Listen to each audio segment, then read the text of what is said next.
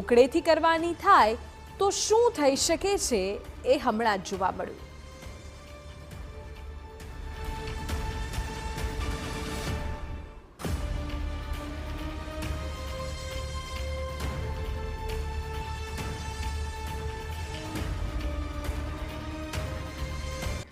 અમદાવાદના માણેક ચોકમાં એક એવી ઘટના બની કે જે જોઈને તમારે હસવું કે રડવું એ તમે નક્કી નહીં કરી શકો। થયું એ કે માણેક ચોક વિસ્તારમાં મેહુલ નામના બુલિયનના વેપારી સાથે લક્ષ્મી જ્વેલર્સના મેનેજર પ્રશાંત પટેલ વચ્ચે 2100 ગ્રામ સોનાની ડિલિવરી આપવા માટે 1.60 કરોડમાં ડીલ થઈ।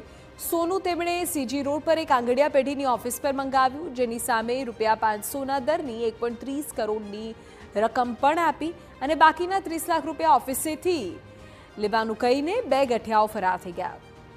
વેપારીએ તપાસ કરી તો જાણવા મળ્યું કે 1.30 કરોડની રકમ જે તેમણે ચૂકવી હતી એ તમામ 500ના દરની નોટ નકલી હતી અને એટલું જ નહીં, ગાંધીજીના બદલે અનુપમ ખેરનો ફોટો હતો અને સ્ટેટ બેંકના બદલે સ્ટાર્ટ બેંક લખેલા રેપરમાં આ નોટ લપેટાયેલી હતી।